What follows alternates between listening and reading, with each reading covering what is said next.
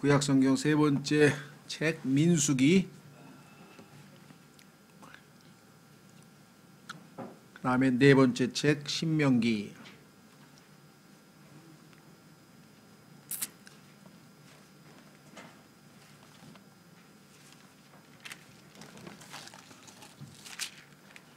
자, 우선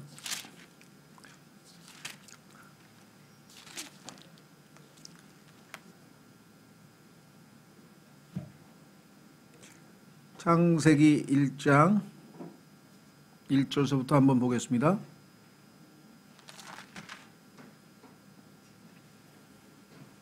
창세기 1장 1절. 자, 아까 말씀드린 것처럼 시작은 창조로부터 시작했습니다. 처음에 하나님께서 하늘과 땅을 창조하시니라, 그렇게 됐죠. 그런데 창세기 3장에서 타락이 있었고, 그 다음에 결과적으로 창세기 맨 끝 구절 50장으로 가보십시오. 50장, 창세기 50장 26절, 창세기 50장 26절. 이렇게 요셉이 110세의 죽음에 그들이 그의 몸에 향료를 놓고 이집트에서 그를 관에 넣었더라. 그러니까 이집트 세상 관 죽음, 그러니까 세상에서의 죽음으로 마무리되는 것이 타락한 창세기의 마지막 모습이었는데, 이들을 이제 구속하시기 위해서 출애굽기가 기록되어 있죠. 출애굽기에 보면은 이렇게 써 있습니다. 1장 1절 연결되어 있죠. 이제라고 하는 이 단어가 여기 나와 있죠. 이제, now. 그러니까 창세기에 연결 지어져서 이제 야곱과 함께 각각 자기 집안 사람들을 데리고 이집트로 들어간 이스라엘의 자손들의 이름은 이러하니라. 구속받은 사람들은 하나님께서 다 이름들을 그 생명책에 다 남겨놓으시잖아요. 그래서 이름들이라고 하는 것은 구속과 연관이 되어 있죠. 구속받은 사람들의 이름들이란 말이죠. 자, 그래서 하나님께서 자기가 이스라엘 백성들과 만날 장소, 성막을 지어라 해서 이제 아까 출애굽기 25장 8절에 만나기 위해서 장소를 지으셨죠. 그래서 그 지으신 장막, 성막이 바로 출애굽기 맨 끝 부분에 나옵니다. 출애굽기 40장, 출애굽기 40장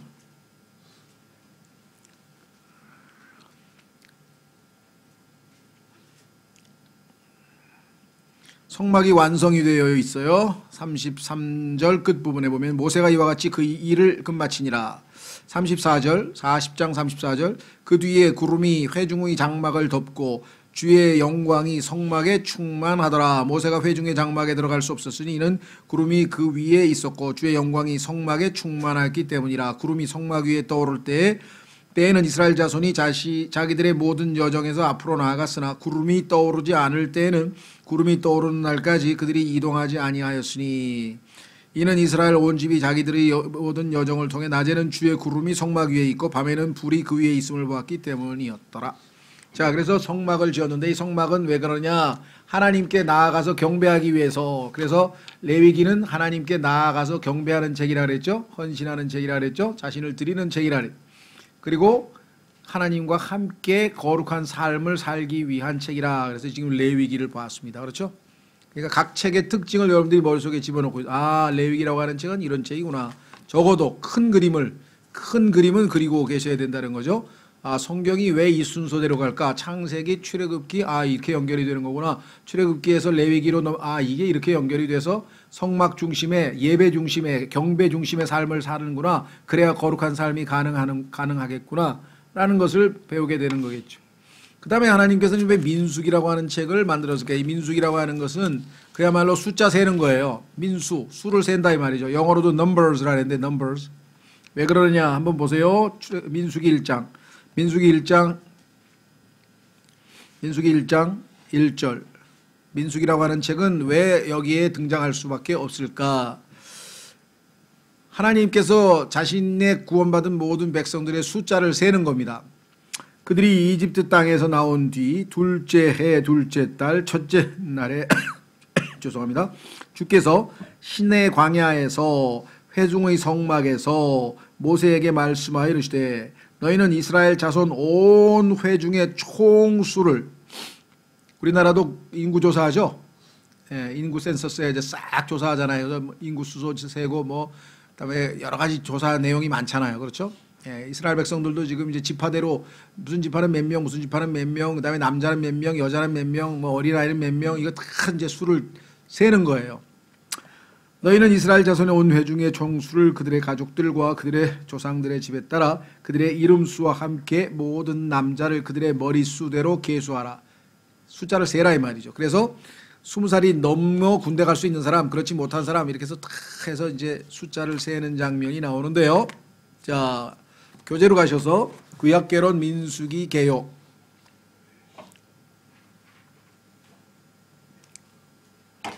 출애굽기의 마지막 장과 민수기의 첫 장 사이는 한 달의 간격이 있고, 아까 말씀드렸죠? 예, 약 한 달 정도의 간격밖에 없는데 이번에는 무려 37년이 넘는 이야기를 책 한 권에다 담았어요. 왜냐? 쓸데없이 낭비한 시간은 하나님께서 그냥 한두 줄로 그냥 기록해요. 그죠? 예. 예를 들면 어떤 사람이 태어났더라, 죄를 지었다가 죽었더라. 그냥 두 사람 평생 한 건 죄 지은 것밖에 없어. 그렇게 되면 인생이 그냥 세 줄로 끝나는 거야. 근데 어떤 사람은 태어났더라, 그가 하나님을 위해서 열심히 봉사했더라, 무슨 일도 했더라, 뭐 하나님 보시기에 좋은 일을 한 거는 다 기록을 해놨단 말이에요. 하나님께서 경중이 달라요. 자, 여기서 보면 그 사이에 레위기라는 책이 들어있다. 근데 민수기가 다루는 기간은 38년이다. 기간은 38년인데 책은 한 권이면 돼. 왜? 한 일이 없기 때문에. 하나님 앞에서 죄 짓고 불평하고 죄 짓고 불평하고 그것만 했어. 그러니까 그것만 짧게 기록하면 돼. 나머지 38년 동안 내내 한 게 그것뿐이야. 그렇죠? 자, 우리 인생도 잘못하면 계수하는 법, 네 인생을 숫자 세는 법을 배우라 그랬잖아요. 하나님 보시기에 카운팅 될 수 있는 날이 얼마일까? 살기는 예를 들면 제가 80에 죽었다. 그런데 하나님이 보시니까 너는 25에 거듭났으니까 25년은 구원도 못 받았으니까 X표. 그 다음에 구원받고 산 나머지 인생이 55년인데 80년 중에서 55년 중에서 보니까 5개월밖에 안 되네. 내가 인정해 줄 수 있는 날이 5개월밖에 안 돼. 45년 7개월은 다 쓰잘데기 없는 데다가 썼어. 그렇게 평가받으면 하나님 앞에 가서 5개월만 인정받는 거예요. 평가받는 게. 그래서 지혜롭게 너의 날수 세는 법을 배우라고 시편 90편에 기도라는 거예요. 그렇죠? 하나님께서 인정해 주는 거, 인정하지 않는 게 있습니다. 늘 말씀드립니다만은 운동 시합에서도 그런다 그랬죠? 예. 여러분들 그 요즘에 이제 겨울 시즌에 농구 같은 거 할 때 보면은 딱 심판이 손을 들고 있어요. 그래서 스톱워치가 멈춰 있는 거야. 근데 딱 내리면 그때부터 착착착 가요. 가다가 공이 바깥으로 튀어나갔다. 그럼 다시 손이 딱 올라가요. 뭐 작전 타임 불렀다고 손이 딱 올라가요. 왜? 그건 계산이 안 되는 거니까. 그러니까 하나님께서 손을 내리면 계산이 되는 거고, 하나님이 손을 딱 올리면 우리는 계산이 안 돼. 죄 짓는 시간, 나를 위해서 즐기는 시간, 뭐가 됐든 간에 하나님 보시기에 저건 아닌데 싶은 거는 그냥 계산이 하나도 안 돼. 제일 유명한 시간이 아브라함이 86세에 하갈과의 사이에서 이스마엘을 낳았는데 하나님께서 13년 동안 거들떠도 안 보고 99세에 비로소 하나님께서 긍휼을 베푸셔서 이제 찾아오셨지만 13년은 그냥 날아간 시간이죠. 아브라함의 인생에 있어서 얼마나 그런 시간들이 우리에게도 얼마든지 있을 수 있다는 거죠. 자, 돌아옵니다. 이 책의 이름은 두 번에 걸친 계수, 그러니까 인구조사죠. 계수에서 기인한다. 처음 계수한 숫자와 두 번째 계수한 숫자가 가나안으로부터의 진군에 실패하여 다르다는 사실을 기억하는 것이 중요하다. 그렇습니다. 첫 번째 인구조사와 두 번째 인구조사에서 늘어난 지파가 있고 줄어든 지파가 있어요. 하나님께 순종한 지파는 늘어났고 하나님께 말 안 들은 지파는 숫자가 줄어들었어요. 가데스 바네아에서 이스라엘은 가나안으로의 진군에 실패하여 약속의 땅을 얻지 못하게 되는 사건이 이 두 번의 계수 사이에 발생한다. 그 얘기는 하나님께서 이스라엘 백성을 이제 이집트에서 인도하여 내셨습니다. 그리고 이제 광야를 통과하셨습니다. 그리고 이제 가나안으로 들어갈 수 있는, 입성할 수 있는 딱 경계 지점에 왔어요. 거기가 가데스 바네아인데 여기에서 하나님께서 들어가라. 내가 가나안 땅을 다 너에게 줬다. 그랬는데 그 말을 믿음으로 받지 못한 채 가만히 있어봐. 야, 우선 정말 하나님이 말씀하신 대로 적과 꿀이 흐르는 좋은 땅인지 한번 가서 확인 좀 해고 와봐. 그래서 정탐꾼 2명을 또 갈 필요가 없죠. 하나님이 가라 그랬으면 좋은 데지 뭘 말이 많어. 근데 시켜가지고 가서 보고 오라 그랬어요. 12명이 한 지파에서 한 명씩 해서 12명이 가서 보고 왔는데 10명은 가서 젖과 꿀이 흐르는 땅, 아, 하나님이 말씀하신 대로 이 땅 맞네. 그것만 보면 좋은데 그것 플러스 뭘 봤냐면 가보니까 와, 그 사람들은 그냥 키가 막 이 장대 같아가지고 거인들이 있는데 우리는 그 사람들 앞에 가면 메뚜기보다도 작다. 그러니까 가면 다 죽게 생겼습니다 라고 악한 보고를 했어요.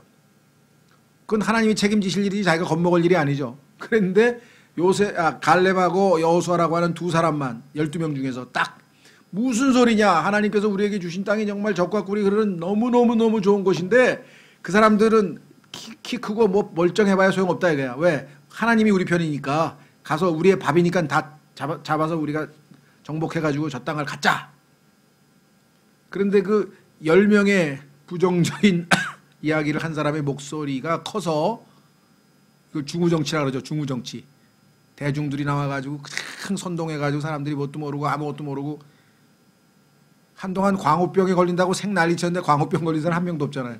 쓸데없는 짓을 한 거지. 그러니까 그런 식으로 그냥 막 중우정치를 해가지고 가면 다 죽어 그랬더니 전부 다 막 아이고 하고 고골하고 우는 거예요. 하나님이 우리 다 죽이시네. 하나님이 우리도 다 죽이시네. 그러니까 하나님께서 이게 뭐야 이게 분위기가 이게 왜 이래. 아니 나는 축복해가지고 지금 가나안 땅에 가가지고 내가 풍성한 삶을 살게 해주려고 그랬더니 전부 다 겁먹어가지고 안 들어간다고 울고 앉았어. 그래서 하나님께서 그래 너희 수준이 그거밖에 안 되니까 알았어. 그러면 지금부터 훈련을 좀 시켜줄게. 40년 동안 뺑뺑이 돌린 거예요. 40년 훈련한 게 그게 광야 생활이 민수기예요. 그러니까 민수기는 뭐냐면 불신 때문에 안 받아야 될 하나님의 징계. 그렇죠. 여러분들도 자식 키우면서 어때요? 매를 버는 애가 있어. 매를 벌어. 그러니까 매를 안 맞아도 될 거를 꼭 그런 게 바로 이 민수기의 시절이에요. 자, 그래서 결국 이 불신의 시대는 모두 죽을 때까지 광야를 방황하는 정죄를 받았다. 심판받았어요. 훈련받았어요. 특수훈련. 단지 여호수아와 갈렙 두 사람만이 이 심판을 모면했다. 그 두 사람은 나중에 가나안으로 들어가죠. 나머지는 너희는 자격이 없어. 그래서 못 들어갔어요. 심지어는 모세마저도 또 못 들어갔죠. 나중에 이유가 있지만. 민수기의 교훈은 아주 흥미롭고 매우 실천적 교훈이다. 레위기는 믿는 자들의 뭘 다룬다고요? 경배. 하나님 앞에 나아가서 엎드려 경배하는 거, 하나님을 드높이고 경배를 다루는 반면 민수기는 믿는 자들의 행함, 삶을 다루고 있다. 근데 민수기에 보면요 계속 불평이야. 그래서 오죽하면 하나님께서 민수기에다 써놨어. 하나님께서 백성이 불평하는 것을 기뻐하지 아니하시니라. 그래도 우리도 그렇죠. 교회 생활하면서 보면 뭐 좀 좋은 점을 좀 이 교회는 뭐 이러한 좋은 점도 있고 이런 나쁜 점도 있다. 나쁜 점을 우리가 좀 고치자. 뭐 이러면 좋은데 계속 나쁜 점만 얘기하는 거야. 이게 나쁘고 이게 나쁘고 이게 나쁘고 이게 나쁘고 그러면 좀 불평만 하면 안 되죠. 대안을 제시하면서 불평을 제시를 해야 되는데 그렇죠. 이게 지금 문제예요. 건전한 비판은 항상 대안이 뒤따라옵니다. 우리 이렇게 해서 해보자 이렇게 되는데 불평을 위한 불평을 하는 거예요. 이렇게 해줘도 불평, 저렇게 해도 불평. 고기를 주면 고기 줘서 살찐다고 불평, 야채 주면 왜 고기 안 주냐고 불평. 이스라엘 백성들이 계속 그러고 있는 게 이 민수기라는 책이에요. 근데 우리하고 너무 비슷해. 하나님이. 그죠? 자, 그래서 순결이 레위기의 핵심 사상이냐면 하나님 앞에 나아갈 때는 순결한 모습, 거룩한 모습. 반면에 민수기는 순례, 우리가 가는 길은 순례의 길이다. 이게 중간에 땅에 정착하고 안착하면 안 되고 계속해서 하나님이 인도하신 대로 따라가야 돼. 훈련받고 따라가고 정착은 가나안에 가서 했죠. 자, 민수기 개요. 우리는 이 책에서 우리의 관심을 끄는 광야에서의 방황이 불순종의 결과임을 기억해야 된다. 아까도 말씀드렸어요. 불순종했기 때문에 광야의 삶이 시작됐죠. 하나님께서는 이스라엘 백성들이 광야의 땅을 즉시로 소유할 수 있는 길을 광야 안에서 알고 계셨다. 그래서 10하루면 갈 수 있는 길을 38년을 돌았으니까 얼마나 쓸데없는 낭비를 했는가. 우리도 그래요. 어떤 사람 한 20년 만에 찾아왔어 이제. 나 이제 주께로 돌아옵니다. 20년 동안 뭐 했냐, 이거 방황한 거야. 광야는 그렇게 삥삥 돌 필요 없거든. 마음만 먹었으면, 순종만 했으면 진작 와서 신앙생활 충분히 잘할 수 있는데 계속 낭비한. 자, 그러나 불신은 이 시대의 구원의 현재적 즐거움을 앗아가 버린다. 첫째, 1번 광야에서의 이스라엘 옛세대 쭉 해서 A번 광야에서의 징계받았어요. B번 광야에서 그런데도 불구하고 하나님이 한 걸음 한 걸음 인도해 갑니다. 세 번째, 광야에서의 불만, 계속 불만. D번 광야에서의 죽음, 광야에서의 절망.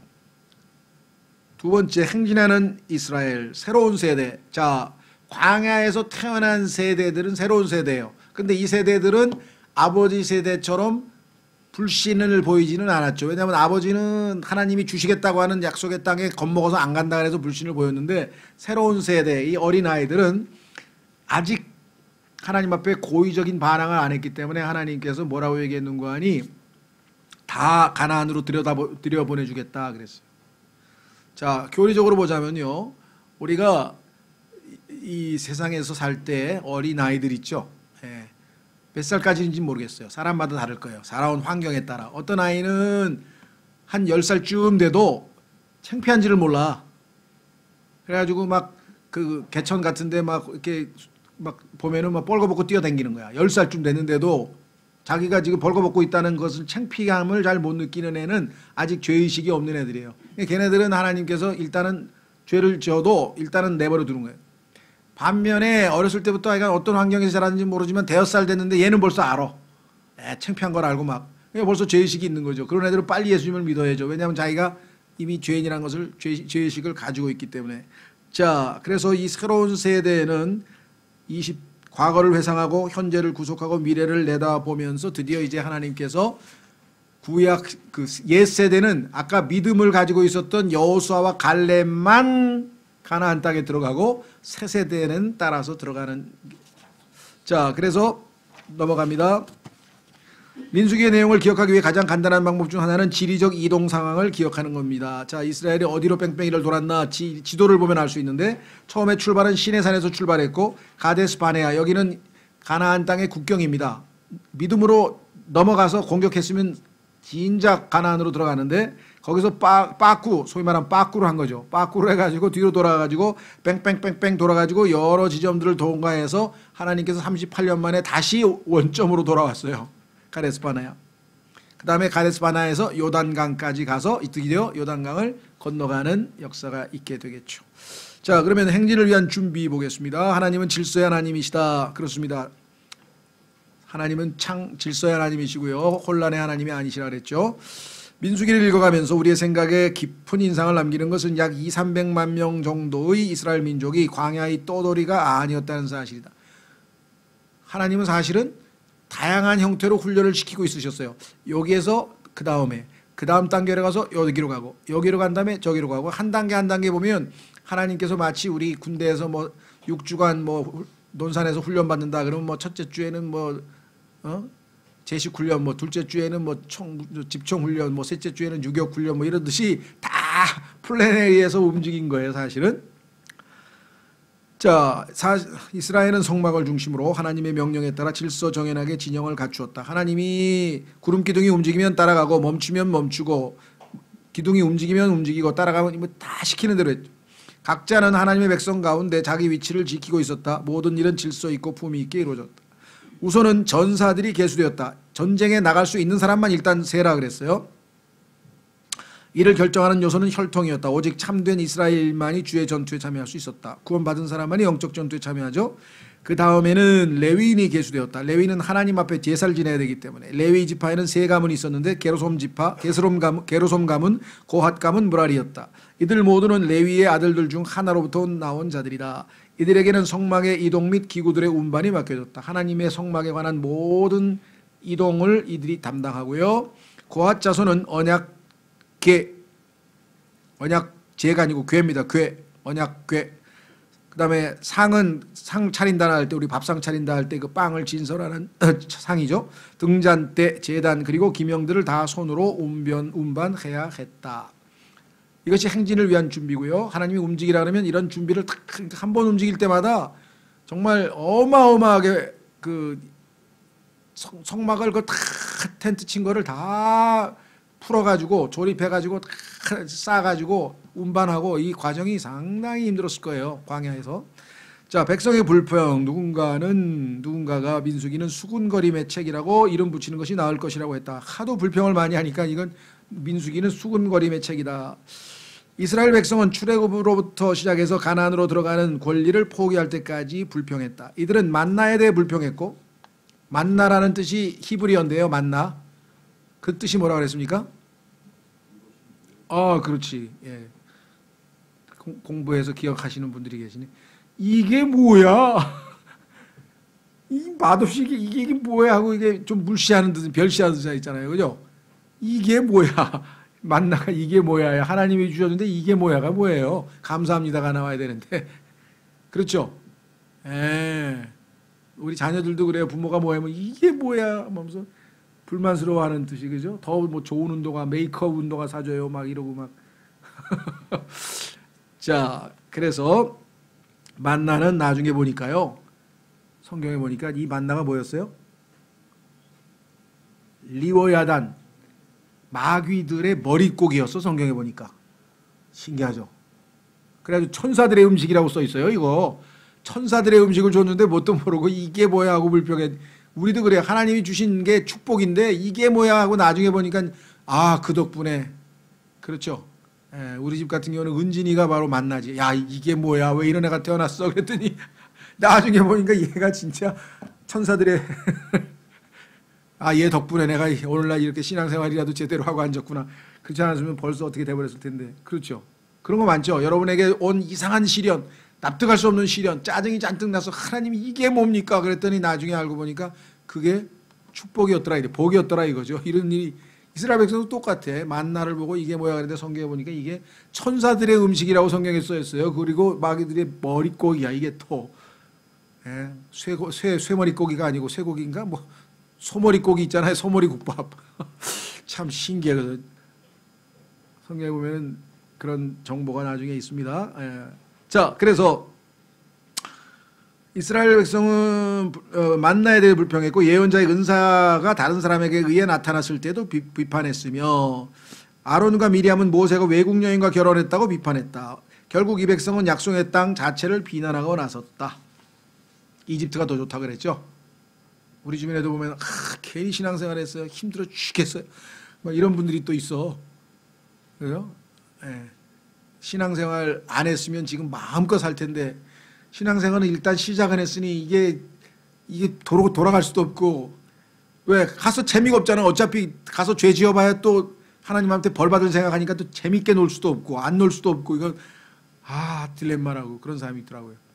그럴 때는 어떻게 해야 돼요? 뜨겁든지 차든지 둘 중에 하나 하면 돼요. 괜히 어정쩡하게 미적지근하니까 재미가 없지. 신앙생활이 화끈하게 하면 신앙생활이 더 재밌어요. 아예 차갑게 가서 못 놀 바에야 차라리 뜨거운 게 낫지. 중간에 미적지근해가지고는 신앙생활이 재미가 없다니까요. 자, 다시 돌아옵니다. 가데스 바네아 이 장소가 이제 처음에 얼마든지 그 가나안과의 국경이라 그랬죠. 이것은 히브리 역사에서 중요한 장소이다. 이집트에서 믿음으로 속박에서 벗어난 그 백성이 가데스 바네아에서는 그토록 철저히 하나님을 불신하여 그 결과 약속의 땅으로 들어갈 수 없게 되었다. 이들은 이집트로부터 구출받을 만큼 하나님을 신뢰하였으나 가나안으로 들어갈 만큼은 하나님을 신뢰하는 데 실패했다. 거인들과 성벽에 둘러싸인 성읍들에 대한 정탐꾼들의 보고가 그들의 믿음을 무너뜨렸다. 여호수아와 갈렙의 열정적인 호소에 아무도 귀를 기울이지 않았다. 결국 불신이 이기고 말았다. 그렇습니다. 교회에서도 자꾸 불평하면요. 그 불평은 전염성이 강해가지고 다 불평하고 막 그러면 교회의 은혜가 싹 달아나 버린 거예요. 그렇죠. 오늘날 그리스도인 중에서도 죄의 형벌로부터 자신을 구원해 주시는 하나님을 신뢰하나 그래서 하늘나라 가는 건 기뻐하는데 이 땅에서 너무 많은 십자가를 주시는 것 같아. 너무 시련을 많이 주셔. 힘들게 하셔. 그래서 하나님의 그런 것을 싫어하는 사람도 있죠. 죄의 권능으로부터 구원해 주시는 하나님을 신뢰하지는 못하는 사람들이 너무나 많다. 이들은 늘 패배와 낭만 가운데서 살면서 평강과 번영과 권능의 가나안으로는 결코 들어가지 못한다. 일생 동안 광야에서 방황하면서 하나님이 제공하시는 최상의 축복은 놓치고 있다. 거의 대부분이 그렇죠. 그리스도인들 중에서 충만하게 십자가를 예수님과 함께 멍에를 메고 같이 기쁨으로 가는 사람 찾기는 아주 드물고요. 대부분의 사람들이 그냥 죄짓고 용서받고 자백하고 용서받고 조금 가다가 다시 죄짓고 자백하고 용서받고 조금 가다가 다시 죄짓고 자백하고 용서받고, 이 다람쥐 쳇바퀴 돌듯이 악순환이 계속이 되는 거예요. 그러다 어느 한순간에 한번 와야 돼. 그게 정말 야곱이 환도뼈가 분질러져 가지고 이제는 자기를 더 이상 의지할 수 없을 때 전적으로 하나님께 자신을 내어 맡기는 그 순간, 그렇죠? 율법에 대해서 죽고 자기가 내 안에 선한 것이 거하지 아니한다고 얘기했던 그 바울의 고백처럼, 오 나는 비참한 사람이로다 라는 바울의 고백처럼, 그렇죠? 욥도 그랬죠. 내가 내 자신을 미워합니다. 참 자기 때문에, 그렇죠? 우리 때문에. 누가 죄 짓습니까? 우리가. 누가 불평합니까? 우리가. 누가 게으릅니까? 우리가. 결국은 하나님은 나를 십자가에서 처벌하지 않고서는 우리에게는 만족스러운 신앙생활이 있을 수밖에 없다. 없을 수밖에 없다. 그거죠. 자, 그래서 넘어가셔서 가데스 바네아에서 백성들은 울었고 불평하죠. 모세와 아론에게 불평했다. 이에 대해 하나님의 엄중한 심판이 선고됐다. 그 외에도 더 큰 반역이 있었다. 이 반역은 뭐냐? 고라라는 사람이 있었는데 고라는 모세와 아론의 사촌이었다. 가데스 바네아에서 하나님의 심판이 임한 후 얼마 있다가 고라는 모세의 리더십과 아론의 제사장 직분에 대적하는 반역을 일으켰다. 뭐 너 혼자 뭐 하나님 일 다 하냐? 뭐 막 그와 가담한 자들이 드러났고 가장 끔찍한 방법으로 처형되었다. 여기는 지옥의 장소를 성경에서 한번 직접 보여주는 장면인데요. 산채로, 보통은 죽으면 우리 혼이 지옥에 가잖아요. 안 믿으면. 그런데 하나님께서 산채로, 자, 땅이 쫙 갈라져 가지고 살아있는 사람이 그냥 지옥으로 바로 몸까지 한꺼번에 간 케이스가 여기에 나오죠. 그리고 땅이 다시 닫혀버렸어요. 자, 그 다음에 땅이 갈라져 역도들을 집어삼킨 것이다. 아론의 지팡이의 싹이나 그의 제사장으로서의 권리는 확증되었다. 새로운 세대, 불신의 한 세대가 가고 하나님이 이제 새로운 세대를 일으키셨습니다. 민수기 19장과 20장 사이에는 무려 37년 반이 지나갔다는 사실은 중요하다. 그러니까 민수기 19장과 20장 사이에 37년 반은 하나님이 평가를 안 해주는 거예요. 아무짝에도 쓸모없이 낭비한 시간이죠.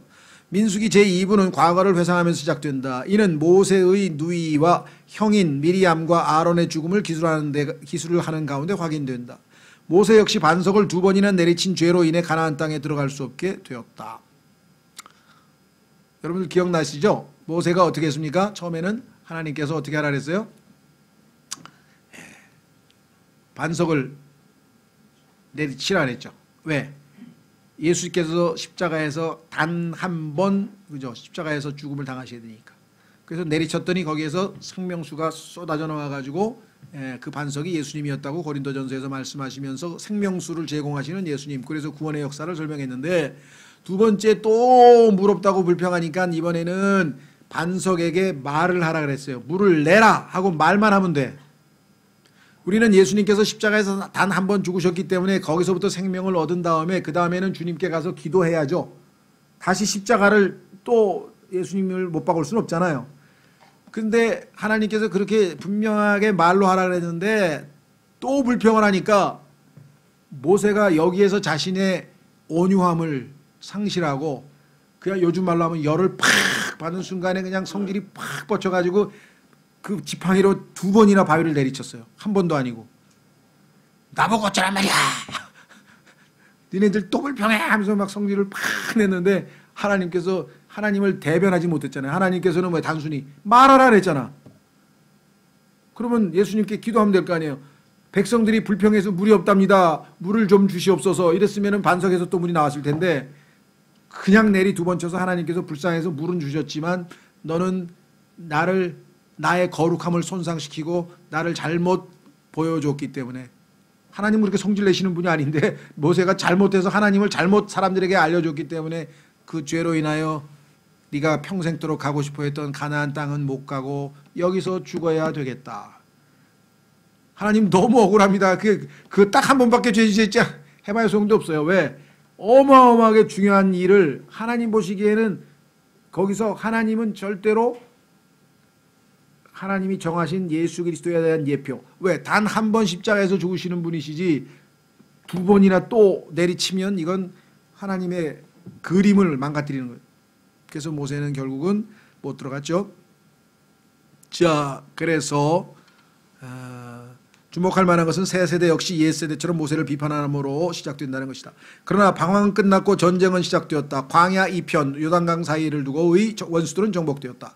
그래서 모압왕 발락에 의해 고용된 거짓 대언자 발람은 하나님이 복주신 백성을 저주할 수 없음을 알게 되었다. 그러나 그의 악한 계책은 성공했다. 어떤 계책이었습니까? 미인계를 썼죠. 소위 말하면 하나님께서 이스라엘 백성, 자기 백성을 매진할 수 있는 환경을 만들어줬어요. 그것은 뭐냐? 그 이방 민족 여인들과 혼인을 하고 그렇죠. 음행을 저질렀죠. 그러나 잠깐뿐이었다. 반대자들은 심판받았고 이스라엘은 계속 승리의 행군을 이어갔다. 발람 또한 미디안 사람들 가운데서 피신처를 찾다가 여호수아의 칼 아래 꼬꾸라졌다. 백성은 다시 계수되었고 이제 가나안 안으로 들어갈 새로운 민족, 새로운 세대가 몇 명인지 다시 계수되었고 가나안 정복을 앞두고 마지막 지침을 전달받는다. 이 마지막 지침 이것이 신명기예요. 그러니까 출애굽한 다음에 광야에서 살아가는 삶의 방식을 가르쳐주는 게 율법이라고 한다면 출애굽기 20장에서 하나님이 시내산에서 주신 율법이라고 한다면 이번에는 광야의 유목생활이 아니라 이제 가나안에 들어가서 집을 짓고 정착생활을 하는데 필요한 규례를 다시 그러니까 앞서 주신 규례 중에서 몇 가지는 변경되겠죠. 방식이. 그렇죠.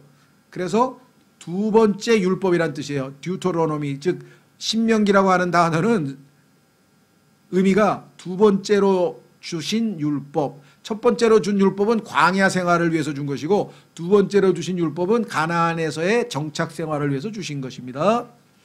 여호수아는 모세의 계승자로 임명되었다. 두 지파와 반지파 즉 루벤 지파, 갓 지파 그리고 므낫세 반지파는 요단강 2편 동쪽이죠. 요단강 2편에 자신들의 유업을 갖겠다고 간청했다. 민수기는 약속의 땅에 들어갈 준비를 갖춘 채 끝난다. 그래서 이제 하나님께서 너희에게 가나안 땅을 주시면 가나안 땅에 들어가서는 이렇게 해라. 가나안 땅에 들어가서는 이렇게 해라. 너희가 광야에서는 이렇게 반역하였느니라. 너희가 광야에서는 이렇게 불신하였느니라. 너희가 광야에서는 이렇게 말 안 들었느니라.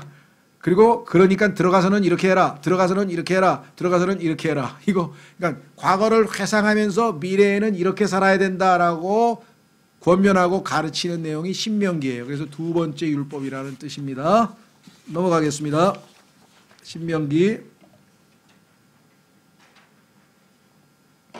모세오경 책 이름과 함께 그러니까 창세기에서 창조의 기쁨을 누리기 전에 타락했고 타락한 다음에 하나님께서 구속의 책 출애굽기가 있고 구속받은 하나님의 백성은 거룩하게 살라고 해서 하나님 앞에 거룩한 삶을 가르치는 레위가 있었는데 그들이 실제 하나님 앞에 경배는 했지만 실제 삶에서는 많은 실패와 불신을 저질렀고 그 결과 하나님께서는 광야에서 그들을 훈련할 수밖에 없었고 드디어 훈련이 다 끝나고 하나님이 약속하신 가나안 땅으로 입성하기 전에 하나님께서 백성들에게 하나님의 백성답게 살려면 이렇게 살아야 할 것이다. 과거의 실패를 반복하지 말라라고 하는 마지막 설교가 신명기구나. 그러면 모세오경이 선명하게 머릿속에 좀 들어오시나요? 전체적인 그림을 갖고 성경을 읽어야 된다. 이게 성경 해석도 마찬가지고. 자, 신명기 최상의 책. 신명기는 모세가 이스라엘 백성을 남겨두고 죽기 전 망각의 위험에 대해 경고하는 일련의 연설로 이루어진 책이다. 너 광야에서 엄청 하나님 말을 안 들었어. 그거 자꾸만 상기시키는 거예요.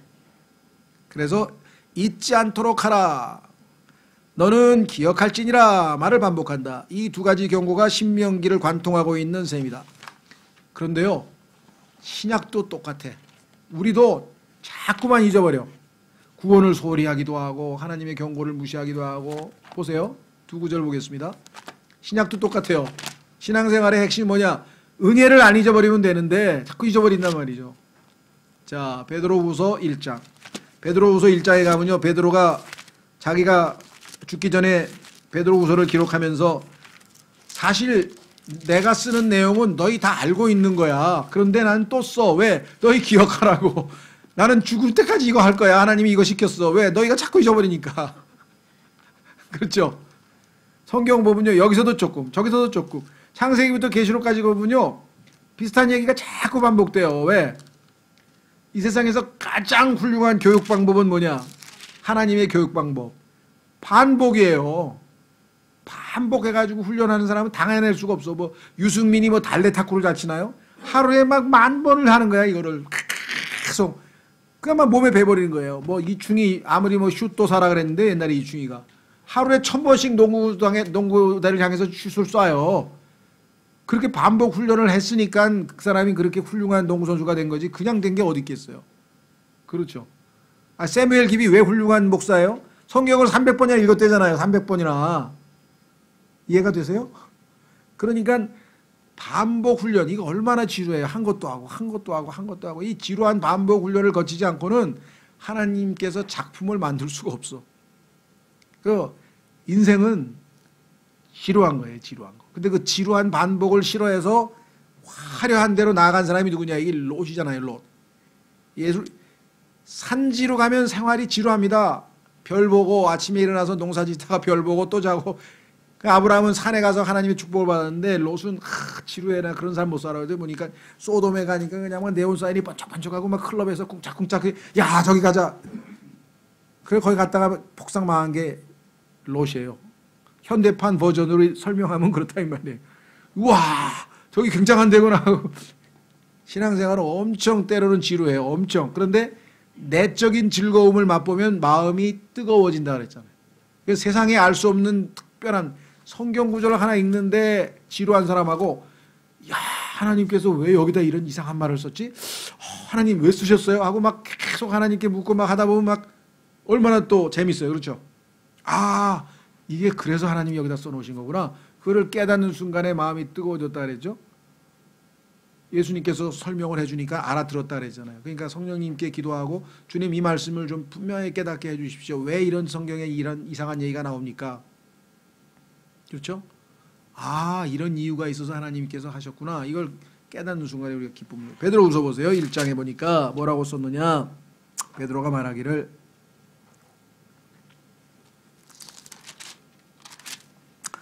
14절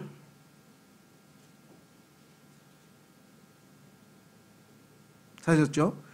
이는 우리 주 예수 그리스도께서 내게 보여주신 것 같이 내가 머지않아 반드시 나의 이 장막을 벗어야 할 줄 알기 때문이라. 이제 곧 나는 주님 품으로 간다. 곧 죽는다.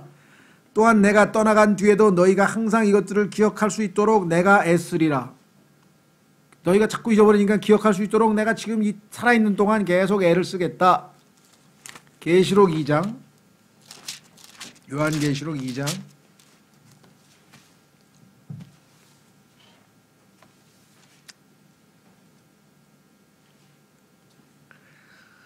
이 교회가 초반에 참 건전하고 좋은 교회였는데 조금씩 은혜가 사라져가면서 뭔가 냉랭하면서 첫사랑을 잃어버린 교회가 되어버렸어요. 그래서 주님께서 기억하라고 명하고 계시죠. 계시록 2장 5절 그러므로 내가 어디로부터 떨어졌는지 기억하고 회개하여 처음 행위를 하라. 아 내가 어디서부터 옛날에 주님을 향한 첫사랑에서 멀어졌을까를 기억해내고 거기서부터 새 출발을 하면 신앙이 회복된다. 이 말이죠. 다시 돌아옵니다.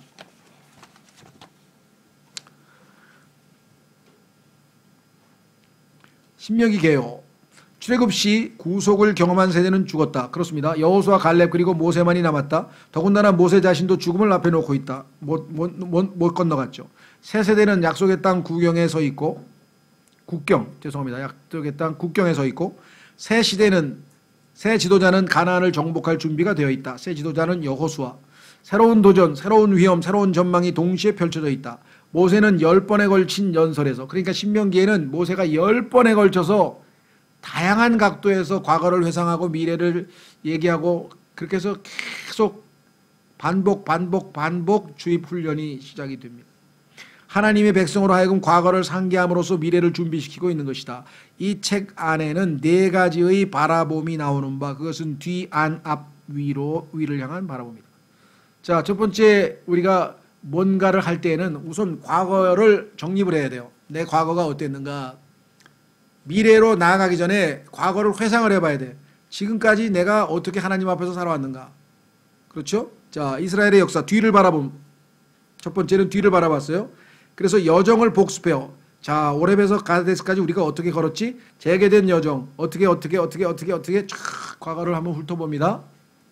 그래서 과거를 쭉 훑어보면은 어떻게 돼요?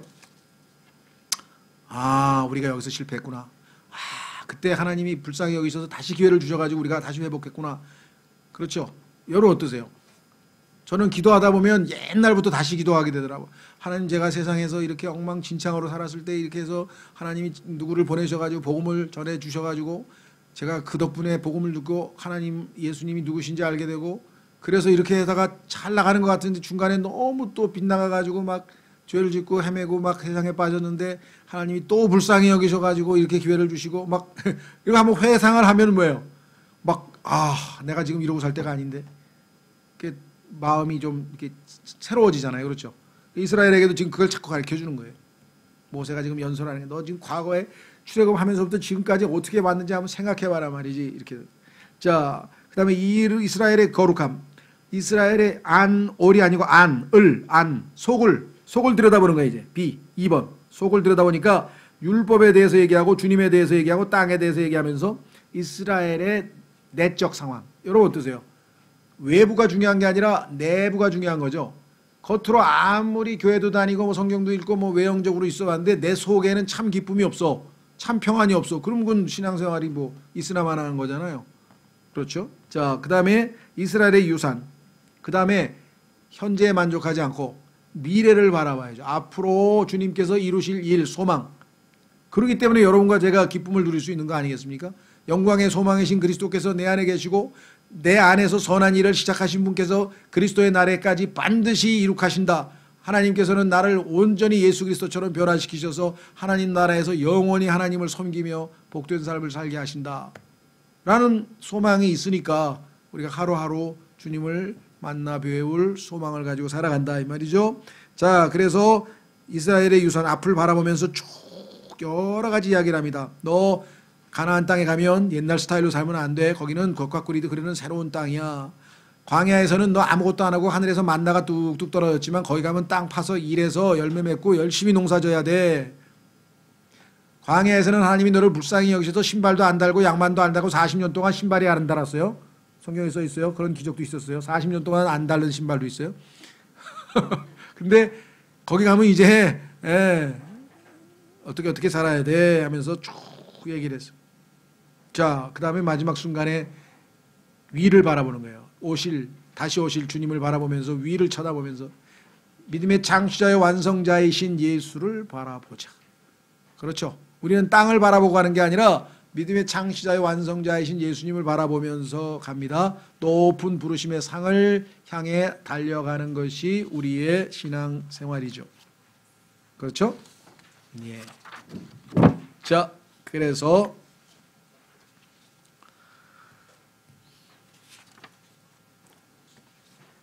넘어가셔서 첫 번째 뒤를 보면서를 한번 우리가 의미를 부여해 보겠습니다. 신명기에서는 과거를 회상하는데 뒤를 보면서는 어떤 의미가 있는가? 첫째, 요한복음이 다른 세 복음서의 역사 기록의 영적 의미를 제시하는 것처럼, 자, 놀랍게도 사복음서 중에서 마태복음, 마가복음, 누가복음은 주로 사건 기록입니다. 사건의 기록, 역사 같아요. 뭐 무슨 일을 하셨다, 예수님이 뭐 어디를 가셨다, 그런데 요한복음은 그런 사건 기록이 별로 없고 주로 설교로 이루어져 있어요. 설명. 그러니까 예수님이 행하신 일들에 대한 의미를 부여하는 내용들이 많이 들어가 있어요. 신기하죠? 마찬가지로 신명기라고 하는 책은 창세기부터 민수기까지의 기록된 사건, 역사적 사건의 의미를 설명하는 방식으로 되어 있어요. 무슨 말 아시겠죠? 조금 더 확장하면 사복음서는 예수님에 대한 역사적 사건 기록인 반면에 주로 요한복음 빼고, 그런데 로마서부터 그 신약의 서신서는 예수님께서 사복음서에서 행하신 일들과 가르치신 내용이 무슨 의미를 가지고 있는지를 해설해 주는 것이 바로 서신서예요. 그래서 우리 신약에서는 서신서를 열심히 공부해야 되잖아요. 왜? 의미가 뭔지를 알아야 될 거 아니에요. 예수님께서 행하신 일들의 의미. 자, 이스라엘은 가데스 바네아에서 거인들에 대해 듣게 된다. 가니까 거인 여러분 아시죠? 어마어마하게 큰 거인들이 있다 그랬어요. 거인의 역사는 우리가 잘 아시는 것처럼 창세기 6장에서 나타났죠. 예. 창세기 6장에 우리는 분명히 거인이라고 번역했고 영어로도 giants라고 킹제임스 성경에 나와 있는데 다른 성서들에서는 그 거인의 정체를 숨기려고 네필림이라고 히브리어를 그대로 썼어요. 괜히 네필림 그러면은 히브리어로는 타락한 자들이란 뜻이거든요. fallen ones, 타락한 자들. 즉 성경에 보면요, 그 타락한 자들은 어디에서 나오느냐? 자, 가보겠습니다. 유다서, 베드로후서에 보면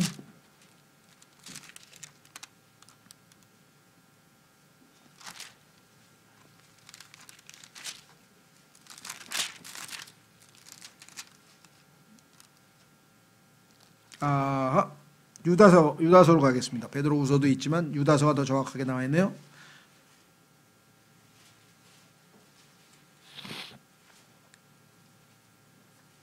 하나님의 심판에 대해서 얘기하면서 유다서 5절, 그러므로 비록 너희가 전에 이것을 알았을지라도 내가 너희로 하여금 기억하게 하려 하노라. 보세요. 여기도 또 기억하라 그랬잖아요. 알고 있지만 그래도 또 기억하게 해주겠다. 알고 있지만 또 기억하게 해주겠다. 곧 주께서 백성을 이집트 땅에서 구원하시고, 우리가 배웠습니다. 출애굽기에서 그 뒤에 믿지 않은 자들을 멸하셨으며, 금방 우리 봤어요. 못 들어갔어요. 그래서 또 자기들의 처음 신분을 지키지 아니하고 자기들의 처소를 떠난 천사들을 그날의 심판 때까지 영존하는 사슬로 묶어 어둠 밑에 예비해 두셨는데, 처음 신분을 지키지 아니하고, 처음 신분은 뭐였습니까? 하늘에 있는 하나님의 천사였어요. 원래는 하늘에 있는 하나님의 천사였는데 땅으로 내려와서 마귀의 천사가 돼버린 자들이 있어요. 거기 있죠. 처음 신분을 지키지 아니하고 자기들의 처소는 하늘이었는데 떠난, 그래서 땅으로 내려왔다 그랬죠. 창세기 6장에서 떠난 천사들을 큰 날의 심판 때까지 영존하는 사슬로 묶어 어둠 밑에 예비해 두셨는데, 그래서 이들을 묶어놓은 장소를 타타루스라고 하는 지하에 있는 한 장소죠. 예. 그래서 나중에 예수님께서 십자가에서 죽으시고 지하 세계로 가셨을 때 여기에 가서 이들에게 심판을 선포했다고 성경에 베드로후서에 기록되어 있다. 그래서 여기에 나와 있는 이 타락한 천사 얘기죠. 타락한 천사, 자기 위치를 지키지 아니한 사람. 자, 다시 돌아옵니다. 그 타락한 천사가 사람의 딸을, 그렇죠? 타락한 천사는 성경에서 하나님의 아들들이라고 불렸는데, 그 구약의 하나님의 아들들이라고 불렸던 타락한 천사가 사람의 딸들과 혼인을 해서 어떻게 되겠습니까? 돌연변이가 나오겠죠. 하나님께서는 종류대로 창조했으니까 인간은 인간끼리, 짐승은 짐승끼리 뭐 다 정해져 있는데, 타락한 천사들이 사람의 딸과 혼인을 해서 돌연변이가 나왔는데, 그 돌연변이가 특징이 뭐였습니까? 거인이잖아요. 거인. 막 어마어마한 거인이 나왔다. 그렇죠? 그래서 그 거인에 대한 이야기가 전 세계 곳곳에 있는데 여기 나와 있어요. 딱 보니까 그 후손들이 아직도 이 가나안 땅에 있는 거야. 거인들이. 그래서 가나안 땅은, 거인들은 어떻게 했습니까? 사람의 딸들과 혼인을 했죠. 사람의 딸들과만 혼인한 게 아니라 거인들은, 천사들은 또 어떻게 했어요? 짐승과도 관계를 사람하고만 관계 맺어서 거인을 낳은 게 아니라 짐승과도 관계를 맺어서, 예를 들면 말하고 천사들과의 관계에서 태어난 게 켄타우루스라고, 염소와의 관계에서 태어난 것은 사티로스라고 하고, 사자하고 관계에서 태어난 걸 스핑크스라고 하고, 물고기하고 관계는 뭐라 하나요? 뭐 인어공주 같은. 하여간 온갖 종류의 이상한 돌연변이들이 이렇게 많이 나댕기게 됐어요. 그렇죠. 그래서 하나님께서 이 레위기를 포함해서 여러 곳곳에서 이 소위 말하면 짐승과의 성적인 관계는 절대로 안 되고 다 돌로 쳐서 죽여라 하는 얘기가 모세오경에 자주 레위기 신명기에 등장하는 이유는 아니 뭐 갑자기 느닷없이 왜 무슨 그런 이상한 얘기가 왜 성경에 써 있을까? 이 배경을 모르는 사람은 이상한데 왜 이런 얘기가 써 있을까? 그렇죠. 짐승의 앞에 뭐 여인 눕는 여인은 돌로 쳐 죽여라. 뭐 남자가 뭐 짐승과 관계를 맺으면 돌로 쳐 죽여라. 아 뭐 짐승하고 그런 게 왜 나오지? 근데 알고 보니까 창세기 6장에서 이미 그 타락한 천사들이 저지른 일들 가운데는 사람과의 관계에서 거인만 태어난 게 아니라 짐승과의 관계에서도 그런 이상한 돌연변이들이 있었기 때문에 그래서 어떻게 했어요? 하나님께서요. 그러니까 노아의 홍수라고 하는 것은 원칙적으로 사람을 벌하려고 하는 게 아니라 이 타락한 천사들이 만들어 놓은 타락한 모든 그래서 뭐예요? 짐승까지 다 죽여버리자 하나님께서. 무슨 말이 이해가 되셨죠? 네. 그래서 그 노아의 당시의 사람들도 그러한 타락한 천사들의 문화에 점점 동화되어 가는 과정이 있었는데 노아의 홍수로 한번 끝났거든요. 그런데 성경에 보니까 그 후에도 천사들이 또 타락해가지고 지상에 내려왔다고 창세기에 써 있다 이 말이에요. 그러니까 그 자들이 또 거인들을 낳아가지고 가나안 땅에 가니까 또 거인들이 거기에 있더라는 거죠. 그러면 가나안 땅은 가장 도덕적으로 타락한 지역이 되겠죠. 그렇죠. 그래서 하나님께서 어떻게 하셨어요? 가나안에 들어갈 때에는 절대로 용납하지 말고 어린아이, 짐승 새끼까지 싹 다 죽이라. 왜? 여긴 다 타락해가지고 물들은 자들이기 때문에 하나님의 백성들을 보호하기 위한 차원에서 얘기한 거지 하나님이 너무 잔인하셔서 짐승까지 싹 다 죽이라고 한 거냐 이렇게 착각하면 안 되는 거예요. 이들은 이미 하나님의 심판을 받아야 될 그 한계를 리미트를 이미 넘어선 자들이에요. 때가 이미 죄가 차올랐다고 성경에 써 있거든요. 예, 그런 것들을 우리가 배경 지식을 좀 있어야 뭐 이런 일들이 이런 설명을 했을까. 그거를 잘 모르는 사람은 구약의 하나님은 잔인한 하나님 왜 다 죽이라 그랬다. 신약의 하나님은 사랑의 하나님 뭐 십자가에서 우리를 이렇게 착각하는 엉뚱한 소리들을 하는 거죠. 그러나 구약의 하나님은 그 당시에는 그들을 다 멸절하는 것이 하나님의 백성을 보호할 수 있는 유일한 수단이라 해요. 멸균을 해야 균에 오염이 되지 않을 거 아니겠어요? 자, 그래서 여기 나와 있네요. 거인들에 대한 얘기가. 자, 그 다음에 가나안 땅의 거인들에 대한 두려움으로 이스라엘은 영적 중풍에 걸리고 광야에서의 사망 선고를 받게 된다. 이제 거인의 그림자가 다시 드리우고 있다. 왜? 이제 요단강을 건너갈 거니까. 거기에 가면 거인 족속이 있거든요. 아직도 남아있는 족속. 그 거인의 후예가 누굽니까? 골리앗 아니에요. 골리앗. 그 거인들의 후예가 골리앗 아니에요. 다윗이 나중에 죽이게 되는 골리앗이 바로 이 거인의 후예잖아요. 그래서 그 거인의 후예는 성경에 보니까 또 어떤 특징이 있습니까? 손가락이 6개, 발가락이 6개짜리가 또 있잖아요. 돌연변이 중에. 그런데 저기 잉카 제국 아시죠? 남미의 잉카 제국에 가면은 페루와 볼리비아 사이에 큰 호수가 있어요.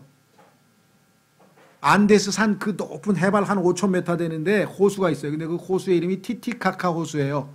근데 그 호수가 길이가 200km고 폭이 20km예요. 뭐 바다같이 어마어마하게 큰데 거기에 전설에 보면 거기에 사는 사람들은 피가 푸른 피야. 붉은 피가 아니고 푸른 피에 육손이 6발이 그러니까 발가락이 6개 손가락이 6개인 사람들이 거기에 살았다고 써 있어요. 그 얘기는 뭐예요? 그 지역에도 타락한 천사들이 내려와서 또 그러한 돌연변이가 있었다는 것이잖아요. 성경에 나와 있는 그런 족속이 남미에서도 발견이 되더라 이거죠. 그러니까 그 당시에 있었던 그 이 타락한 천사들의 지상 강림이라고 하는 것이 얼마나 여러 번 있었냐. 성경에도 그 후에도 그런 자들이 내려왔더라고 성경에 써 있잖아요. 그러면 나중에 계시록에 가니까 다니엘서에 가니까 그들이 사람의 씨와 섞일 것이며 그러면 그들은 사람의 씨가 아니니까 사람의 씨와 섞인다고 써 있겠죠.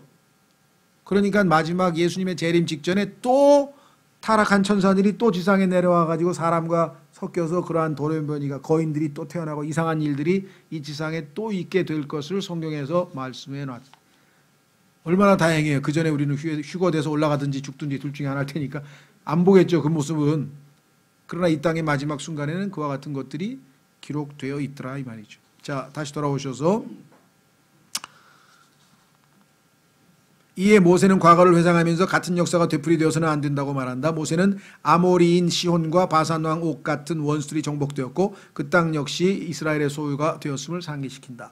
요단강 동쪽에서 승리하신 하나님께서 요단강 건너가서 서쪽 지역도 다 멸하시고 이스라엘 백성에게 그 땅을 주실 것이라고 그렇게 이야기를 했습니다. 자, 안을 보면서, 안은 자기 내면이죠. 그 민족의, 그 어떤 민족의 위대함의 원천은 하나님과의 올바른 관계에 있다. 마찬가지입니다. 우리 그리스도인의 영적 성숙은 하나님과 자신과의 관계에 있는 것이죠. 모든 민족들 중에서도 이스라엘 민족은 더욱 그러하다. 왜냐하면 그들은 온 인류의 증인으로 세워졌기 때문이다. 아까 제가 말씀드렸죠? 온 인류의 증인으로 택함받은 민족이 누구라 그랬습니까? 이스라엘이라 그랬죠. 따라서 모세는 이스라엘로 주의 율법을 잊지 말 것을 경고한다. 너희는 반드시 하나님의 말씀을 따라 살아야 된다. 하나님과의 관계에 따라 축복과 저주가 결정된다는 사실이 신명기에서보다 더 잘 묘사된 적은 없다. 심지어 하나님께서 어떻게 했냐면요, 이 백성은 그리심산과 에발산에서 후일 이 모든 축복과 저주를 복창해야 된다. 하나님께서 골짜기를 놓고 이쪽 산 산기슭에다가 6지파를 나눴어요. 이쪽에 6지파, 이쪽에 6지파. 이쪽에서는 이러하면 하나님이 저주하신다 하고 외치는 거예요. 그러면 이쪽에서는 이러하면 하나님이 축복하신다. 그래 막 축복 저주를 그냥 계속 복창해가지고 아예 그냥 귀에 닳도록 하나님께서 특수 훈련을 시키는 장면이 나옵니다. 그 산 이름이 여기 나와 있죠. 에발산과 그리심산이라 그래요. 하나님은 이스라엘 백성들이 그 하나님의 율법의 말씀을 잊어버릴까봐, 그렇죠? 그들에게 축복과 저주를 너무나 자세하게 얘기를 했어요. 신명기 28장에 가면은요, 68절 중에서 축복에 대해서는 14구절이 써 있고 저주에 대해서는 한 69절이 써 있는데 그 저주의 내용에 보면은 심지어는 하나님께서 뭐라 그랬냐면 너희를 내가 미치게 만들겠다는 얘기도 써 있어요. 성경에 보니까 하나님께서 내리신 저주 중에 하나 보면 우리를 그냥 그 광기 미치게 만들겠다는 내용까지 써 있어요.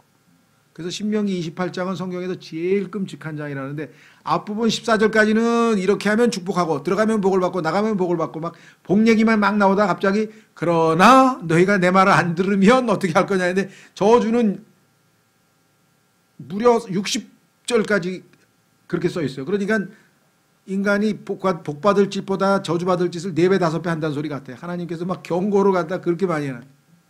그런데 그게 나중에 이스라엘 지금 현재 2000년 이스라엘 역사에서 전 세계적으로 지금 떠돌아다니고 있는 이스라엘 역사에서 문자적으로 하나 성취되고 있는데요.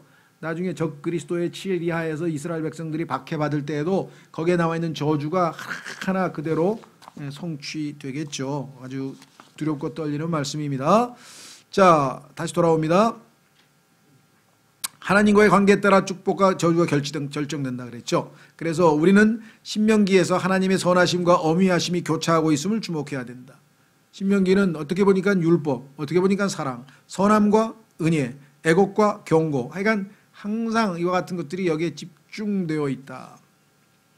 자, 드디어 이제 요단강을 앞에 놓고 바라봅니다. 하나님께서 우리에게 주신 땅이구나 하고 들어가기 전에 신명기 중 무려 19장에 걸쳐 가나안 정복과 관련된 원칙과 교훈이 열거되어 있다. 그렇습니다. 지금 가나안에 들어가면 어떻게 살아야 한다, 가나안에 들어갈 때 어떻게 해야 된다 내용이 기록되어 있죠. 모세는 가나안 족속과 연맹을 맺지 않아야 우상 숭배의 함정입니다. 학정이 아니고 함정에 빠지지 않을 것임을 경고했다.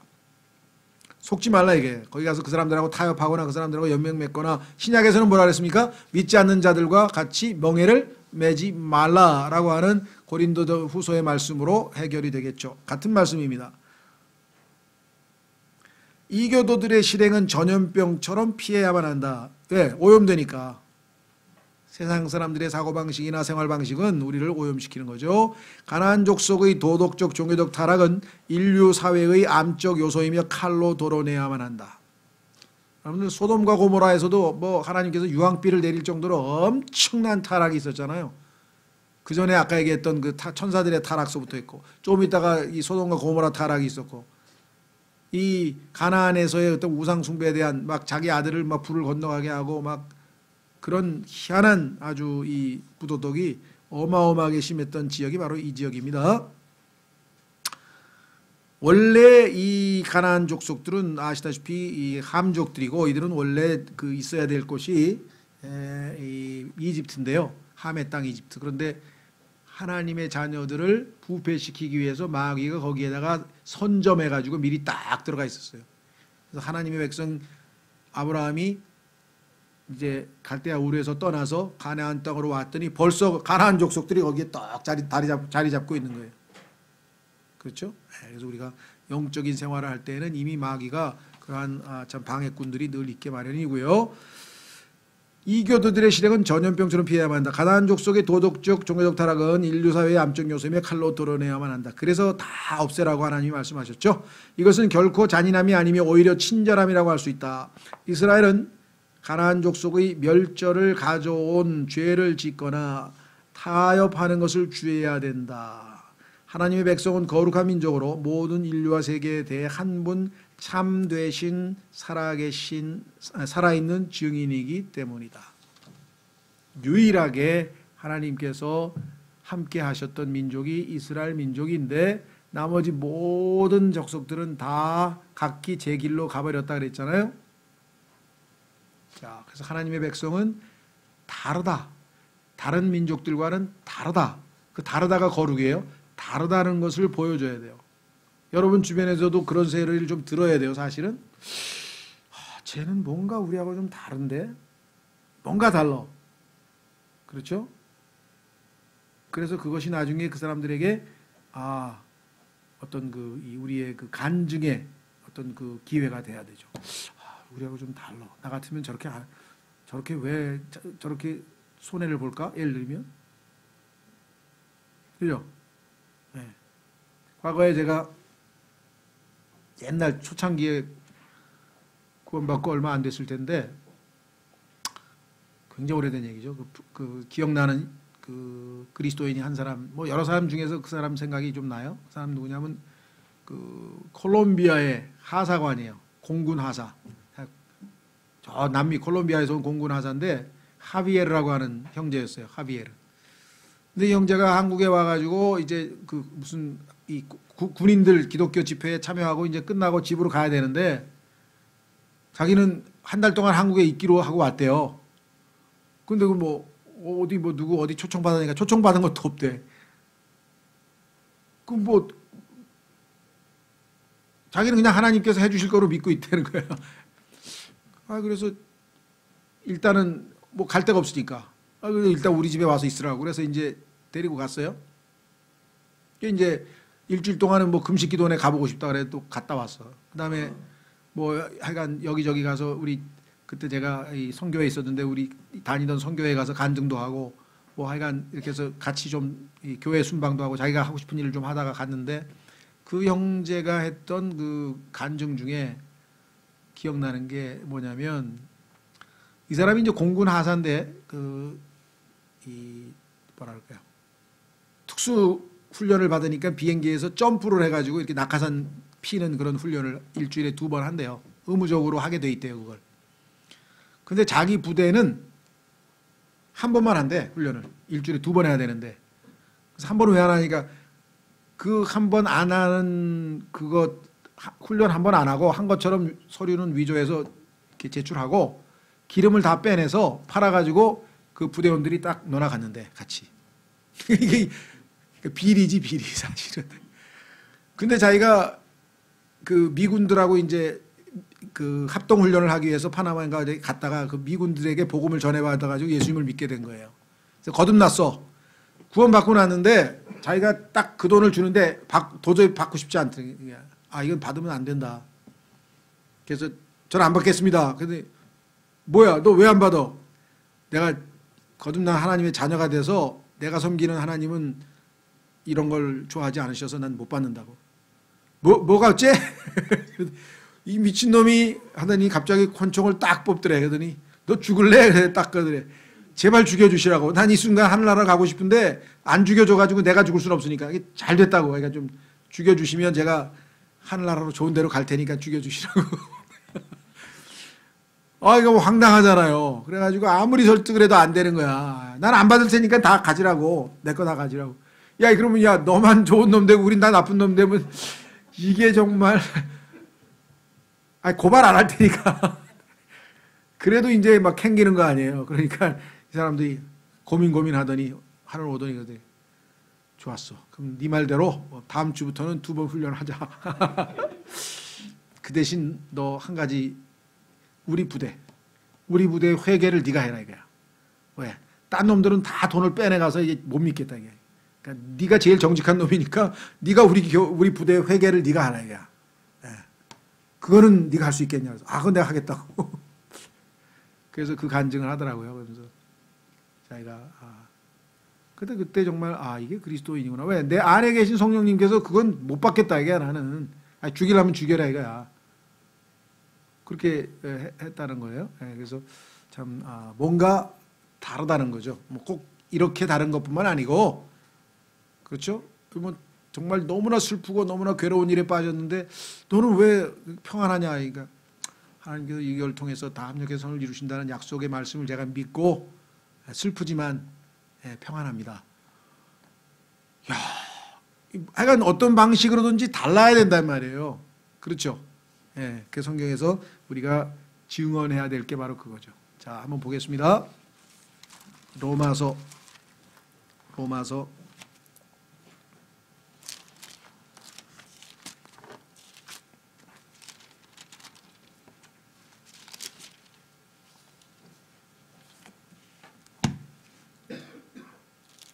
14장. 제가 아는 분 중에 그분도 제 기억으로 아마 임경섭 장군 같은데 해병대 소장 출신이에요. 나중에 뭐 극동방송 사장도 하고 그러신 것 같은데 하여간 그분도 어떻게 설교를 한번 들었는데 자기 간증을 한번 하시더라고요. 6.25 때 이제 막 총이 왔다 갔다 하고 그러니까 막 잘못하면 죽겠다 싶으니까 하나님 6.25 동안 내가 안 죽고 살아나면 하나님을 믿겠습니다. 뭐 이래가지고서 이제 하나님을 믿게 됐다 그러는데 어쨌거나 그렇게 해서 이제 하나님을 믿게 돼서 살아가다가 해병대 2등병으로부터 시작을 했는데 6.25 때 해병대 대령이 된 거예요. 자기가. 그런데 진급 심사 요원으로 뽑혔대. 그러니까 이제 해병대에서 다음에 뭐 이렇게 소령에서 중령에서 대령에 진급 심사를 하는데 자기가 중령에서 대령 뭐 이렇게 진급하는 사람들을 이제 심사하는 그 심사 요원으로 뽑힌 거예요. 그래서 진해에 있는 해군본부에서 이제 서울에 있는 그 해군사령부로 이제 그 해병대 진급 심사를 하기 위해서 출장을 온 거지. 진해에 있는 본부에 있다가. 그 야간 열차를 타고 왔대요. 밤에. 이제 잠 자고 아침에 깨면 이제 서울 내는 뭐 아마 야간 열차를 타고 왔는데 잠에서 딱 깨서 보니까 뭐 보따리가 많이 있더래. 이게 뭐야 봤더니 다 거기에 돈 보따리하고 명단하고 난 중령 누구누구입니다. 이게 전부 뇌물을 누가 그냥 알아가지고 그 기차 옆에다가 뇌물 보따리들이 쌓여 있더라는 거예요. 그래가지고 깜짝 놀라가지고 야 이놈 이런 못된 놈의 자식들 하면서 이제 갔대. 가서 이제 자기만 대령이고 다 장군들이야 이제. 자기가 꼬레비로 이제 대령이 이제 하나 간 거야. 다 장군들이야 심사위원들이. 그래서 자기가 그 돈보따리를 딱 꺼내놨대 회의할 때. 나 이거 진해에서 올라가다가 이거 이만큼 받았는데 난 대령인데 이만큼 받았으면 장군님들은 엄청 받으셨겠네요. 다 내놓고 하시죠. 그러니까 갑자기 사령관이 이제 임대령 나 좀 잠깐 봐. 저로 데리고 가더니 한쪽으로 저 구석진 방으로 들어가. 이봐 미쳤어? 왜 그래? 그러니까 아니 뭐 그럼 뭐 뇌물 받고 하실 겁니까? 그러니까 그저 뭐야 지금은 놔둬. 네가 사령관 되면 나중에 깨끗하게 해. 나중에 네가 사령관 되면 나중에 네가 깨끗하게 하고 너 정말 까불지 말고 내 말 들으라고. 그러니까 아니 전 못하겠는데요. 뇌물 받고는 전 못합니다. 그래서 그래? 그럼 너 옷 벗어. 너 이제 끝이다 이거야, 군대 생활. 그래서 가만히 생각하니까 자기 군대 나가면 자식은 누가 먹여 살리냐 이거야. 그래가지고 막 걱정이 된 거야. 이제 가만히 있어 어떡하지? 하루만 시간을 주십시오. 알았어, 잘 생각하고 와. 예, 알겠습니다. 밤에 가가지고 기도를 했대. 하나님 어떻게 해야 되는 겁니까? 난 이건 뇌물 받고는 도저히 못하겠는데. 근데 그 다음날 딱 왔어. 그러니까 어떻게 결정했어? 그러니까 전 못합니다. 뇌물 다 내놓고 합시다. 너 이거 진급 심사 끝나고 너 그냥 군대에서 나가도 돼? 그러니까 네, 괜찮습니다. 저는 하나님이 살려주신다 그랬으니까 뭐 마음대로 하세요. 자르든지 말든지. 그냥 당황스러워가지고 장군들끼리 회의하더니 알았어, 우리 그 돈 거 다 돌려줬으니까 그 대신 네가 결정해. 왜? 우리는 손 안 댈 테니까 우리가 부정부패 안 했다는 게 네 증거야. 네가 진급할 놈들 네가 다 정해. 그리고 다 통보해. 그러면 우리 다 도장만 찍을 테니까. 그래가지고 대한민국 해병대 심사에서 대령이 다 제일 똑똑하고 점수 좋은 사람하고 뇌물 들어온 놈은 다 떨어지고. 그러니까 뇌물 들어온 놈은 다 점수가 안 되는 놈들이잖아요. 이 편법을 어떻게 해가지고 좀 진급 좀 해보려고 해서. 그래서 이유가 뭐냐니까 하나님이 무서워서, 하나님에 대한 두려움 때문에 내가 이 짓은 못한다. 근데 기도했는데 하나님께서 책임지시겠다 이게. 하나님 앞에 올바른 짓을 하면 내가 책임질 테니 걱정하지 말고. 그래서 자기가 두려움 없이 난 자르면 잘라라. 사실은 이런 간증들이 우리를 감동시키는 거거든요. 이게 정말 그리스도인이구나. 물론 이렇게 큰 것도 있고요. 또 자그마한 것도 있고 얼마든지 삶에서 있을 수 있는 거잖아요. 그렇죠? 근데 이렇게 해서 하나님 때문에 손해보려고 했는데 오히려 하나님께서 정말 이렇게 인도하시, 이런 모습을 이스라엘 백성들이 보여줬으면 이방 민족들도 이스라엘 사람들 정말 다르다. 이스라엘 하나님이 진짜 하나님 맞네. 내가 이런 하나님을 섬겨야 되겠네. 이래야 되는데 이스라엘 백성을 보니까 난 네가 믿는 하나님 나 안 믿겠다. 이렇게 해서 하나님의 이름에 오히려 모독이 되는 행동들을 이스라엘 사람들이 했다는 거죠. 그래서 로마서에 보니까 이스라엘 사람들의 행동을 보고 사람들이 하나님의 이름을 모독했다. 근데 오늘날 뭐예요? 교회 다니는 사람을 통해서 예수님이 모독을 당하시잖아요. 뭐 기독교가 아니고 뭐 개독교니 뭐 무슨 뭐가 어쩌니 저쩌니. 그러니까 교회 다니면서 그리스도인들의 행실에 있어서의 문제 때문에 하나님께서 이름이 모독당하시는 일들이 우리 주변에 얼마나 많이 일어날 수 있느냐. 그렇죠. 그러니까 이스라엘과 우리가 다를 게 하나도 없는 거예요. 우리 삶이 이스라엘이 증인으로 뽑힌 것처럼 우리도 예수님 우리가 증인이라고 했을 때는 보고 들은 것을 말로 전달하는 건 맞습니다. 근데 내가 말로 전달하는 것이 사람들에게 억셉트가 되려면 나의 행실이 그 하나님의 말씀에 뒷받침되는 뭔가가 증거가 있어야 될 거 아니겠어요? 자, 한번 확인하겠습니다. 로마서 14장. 로마서 14장.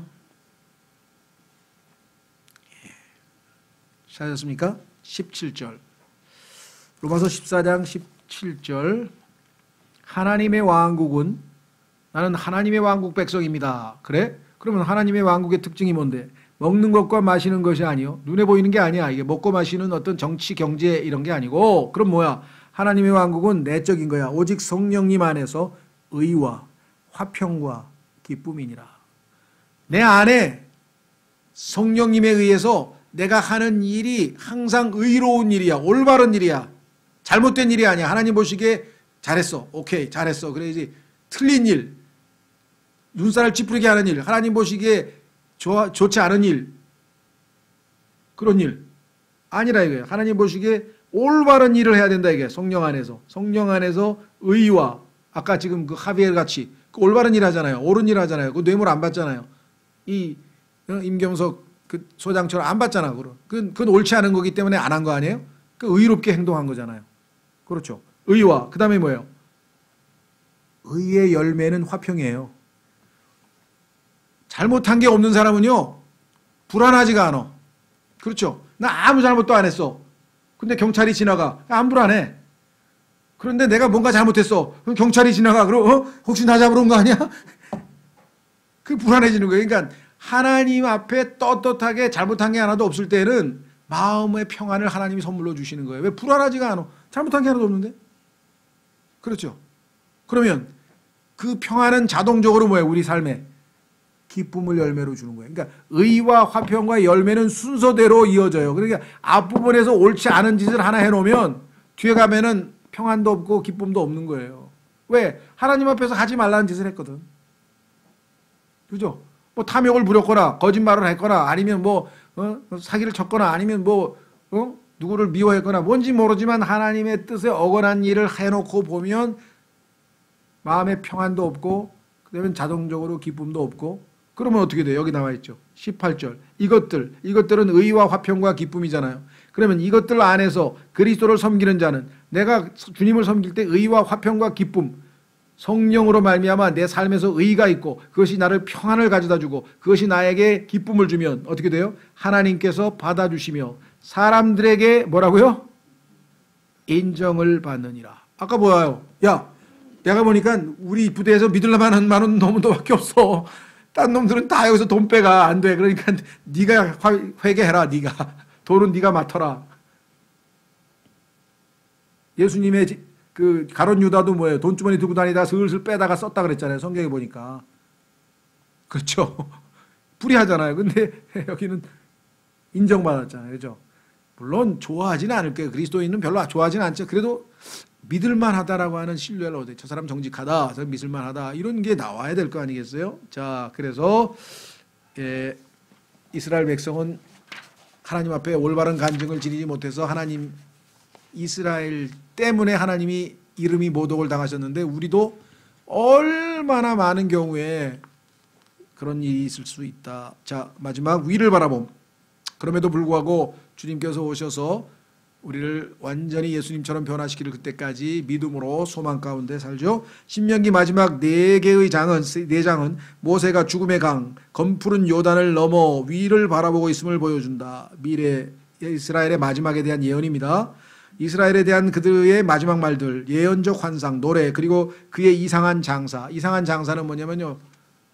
모세가 죽었는데 보니까 시체가 어디로 가고 없어.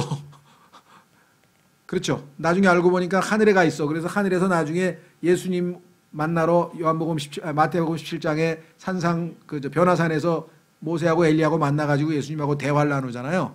예, 그래서 여기서 이상한 장사라고 하는 것은 strange burial. 묻혔는데 어떻게 시체가 얼로 없어졌지? 시체를 못 찾았다고 성경에 써 있죠. 등은 상당히 흥미롭다. 신명기는 여호수아가 모세의 실을 신고라는 말은 좀 번역이 어색하고요. 이게 이제 입장에서 누구누구의 입장에서 모세가 원래는 리더로 들어가도록 원래 계획되어 있었는데 모세가 하나님 앞에 불순종해서 죄를 지었잖아요. 아까 두 번 반석을 내리쳤잖아요. 말로 하라 그랬는데 그래서 하나님께서 너는 안 되겠다 해서 뺐고 그 모세의 입장을 모세를 대신해서 여호수아가 이제 이 민족을 이끌고 들어가는 거죠. 약속의 땅의 바로 앞에 서 있는 모습.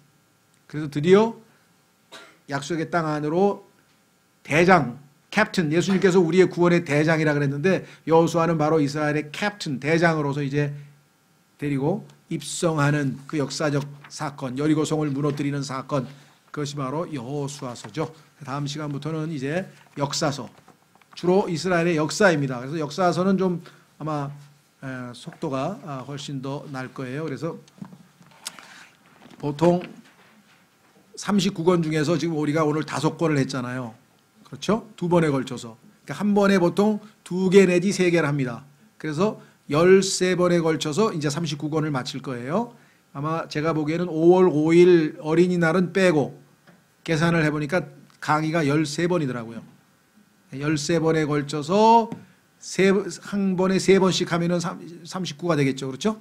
네, 그래서 39권, 구약성경 39권을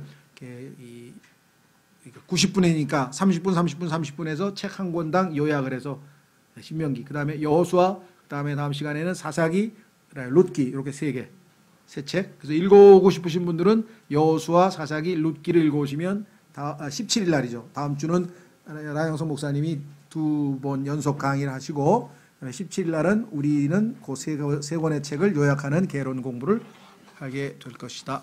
네. 오늘은 여기까지 하겠습니다.